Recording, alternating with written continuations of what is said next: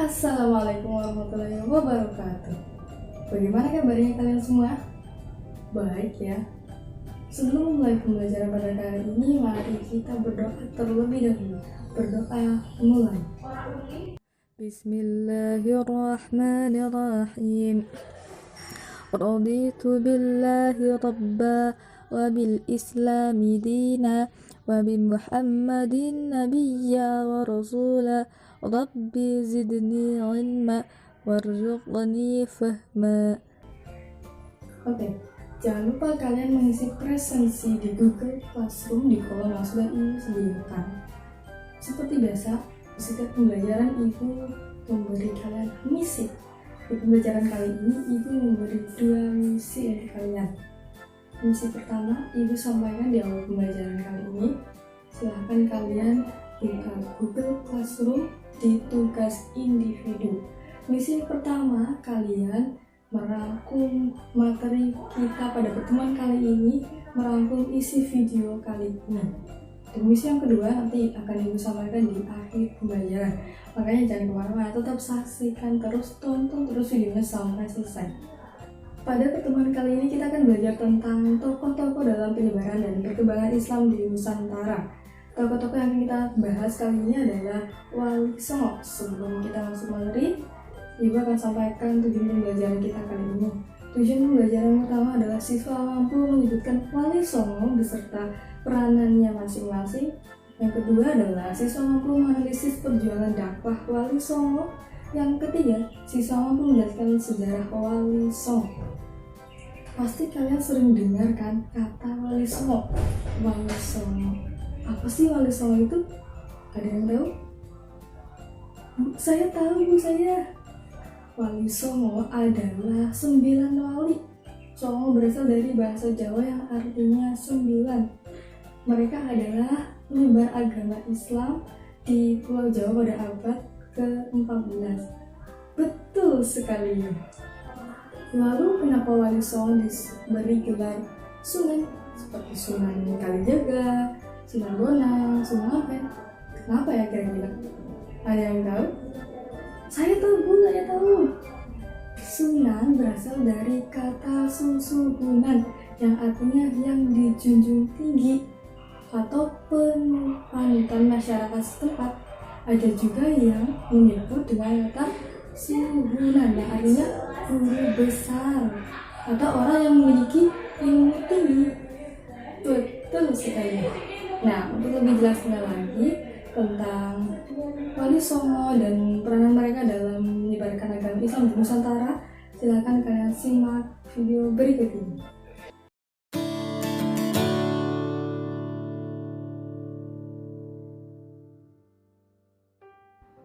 Saya bernama Maulana Malik Ibrahim yang lebih dikenal dengan Sunan Gresik. Saya lahir di sebuah desa bernama Samarkand, tepatnya di Asia Tengah. Saya berdakwah di Pulau Jawa pada tahun 1404 Masehi. Dalam berdakwah, saya mengajarkan rakyat cara-cara baru bercocok tanam dan membela rakyat yang tertindas. Saya berdakwah di daerah Gresik, Jawa Timur hingga aku wafat pada tanggal 8 April 1419 Masehi, dimakamkan di Gapura, Waten, Gresik, Jawa Timur.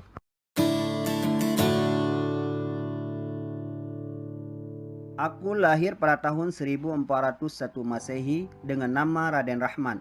Ayahku bernama Maulana Malik Ibrahim dan ibuku bernama Dewi Chandrawulan. Daerah Ampel merupakan daerah aku menyebarkan agama Islam, sehingga aku dikenal dengan sebutan Sunan Ampel. Dalam berdakwah, aku mengajarkan kepada umat manusia falsafah mohlimo, yang artinya tidak melakukan 5 hal tercela. Moh main tidak berjudi, moh gombe tidak mabuk-mabukan, moh maling tidak mencuri, moh mandat tidak menghisap candu, moh madon tidak berzina. Sunan Giri, Sunan Bonang, Sunan Derajat, Sunan Kalijaga, Sunan Muria, Sunan Kudus, dan Sunan Gunung Jati, mereka adalah murid-muridku. Setelah aku wafat pada tahun 1481 Masehi, merekalah yang menyebarkan dakwah ke seluruh pelosok Nusantara.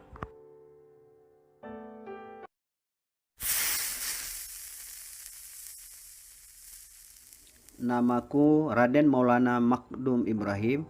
Aku lahir di Ampel Denta tahun 1465 Masehi. Ayahku bernama Sunan Ampel. Dalam berdakwah, aku sering menggunakan kesenian rakyat. Salah satunya, aku menggunakan alat musik bonang, sehingga aku dikenal dengan Sunan Bonang. Biasanya, dalam menyebarkan ajaran Islam, aku juga menggunakan tembang, seperti tembang suluk wijil dan tembang tombo hati. Aku wafat pada tahun 1525 Masehi.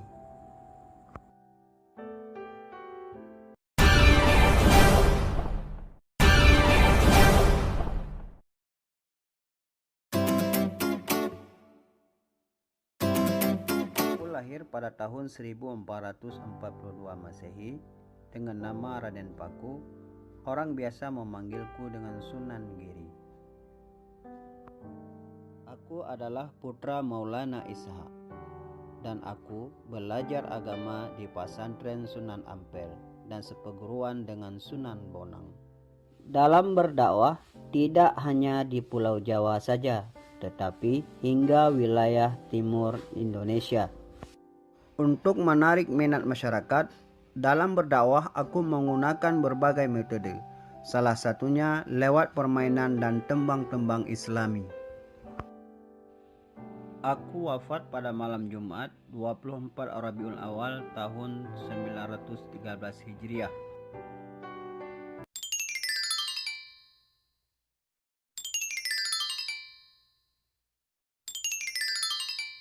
Nama saya Syarif Hidayatullah, putra dari Syarif Abdullah Umdatuddin, dan ibu saya bernama Nyi Rara Santang. Tahun 1448 Masehi merupakan tahun kelahiran saya. Aku sering dipanggil dengan sebutan Sunan Gunung Jati. Dalam berdakwah, saya lebih mengedepankan musyawarah, dan saya juga membantu pendirian Masjid Agung Demak. Dengan bantuan rakyat dan para wali, saya mendirikan Kesultanan Pangkuati atau Kesultanan Cirebon dengan gelar Sultan. Saya wafat pada tahun 1568 Masehi dalam usia 120 tahun dan dimakamkan di Gunung Jati.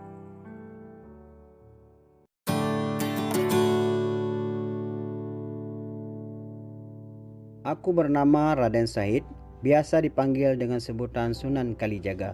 Aku lahir pada tahun 1450 Masehi. Ayahku bernama Raden Sahur. Wayang kulit dan tembang merupakan salah satu sarana yang biasa aku gunakan di dalam berdakwah, seperti tembang gundul-gundul pacul dan ilir-ilir. Aku juga ikut membantu dalam pembangunan Masjid Agung Demak dengan menggunakan tatal atau pecahan kayu sebagai salah satu tiang utama masjid. Tiang dari pecahan kayu mempunyai makna bahwa keberagaman bukanlah alasan untuk terpecah belah, tetapi menjadi alat pemersatu bangsa, agama, dan negara. Di usia tua, aku memilih menetap di Kadilangu, dan aku wafat serta dimakamkan di Kadilangu, daerah Demak, Jawa Tengah.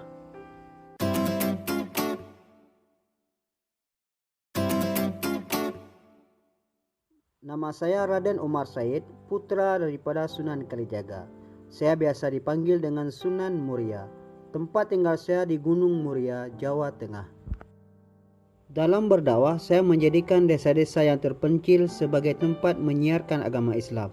Yang menjadi targetnya yaitu para nelayan, petani, pelaut, dan rakyat jelata. Kesenian gamelan dan wayang merupakan media dakwah saya. Saya juga menciptakan tembang sinom dan kinanti supaya masyarakat mudah memahaminya.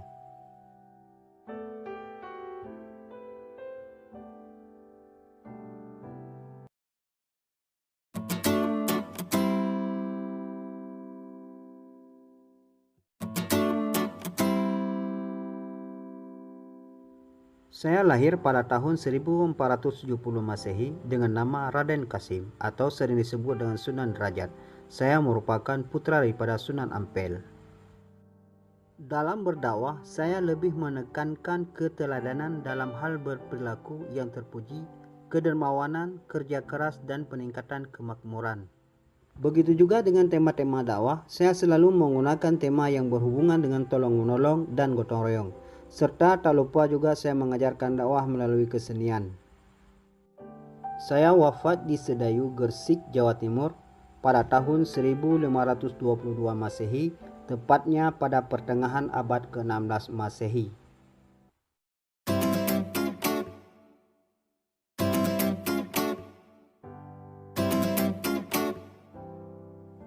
Saya bernama Raden Jafar Siddiq atau yang lebih dikenal dengan sebutan Sunan Kudus.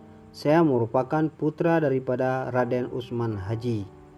Di kalangan para wali, aku biasa dikenal dengan sebutan Al-Alim, yaitu orang yang memiliki pengetahuan seperti ilmu fikih, usul fiqh, tafsir, dan mantik.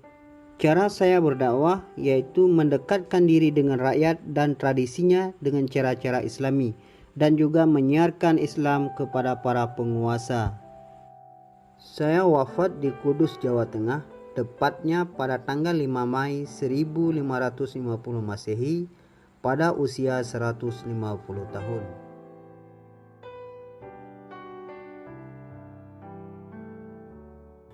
Nah, menarik sekali bukan pembahasan kita tadi? Masih ingatkan dengan misi yang Ibu sampaikan tadi di awal pembelajaran? Ada 2 misi yang harus kalian selesaikan. Dan misi kedua, silakan kalian buka di Google Classroom bagian tugas kelompok. Di situ sudah ada pembagian kelompoknya. Silakan kalian cek. Tugas kalian adalah kalian membuat video sejarah Wali Songo semenarik mungkin, sekreatif mungkin. Paham? Pasti paham ya. Berkali-kali bisa mengingatkan kalian untuk selalu menjaga kesehatan, menjaga kebersihan, dan patuhi protokol kesehatan. Sekian pembelajaran kali ini. Wassalamualaikum warahmatullahi wabarakatuh.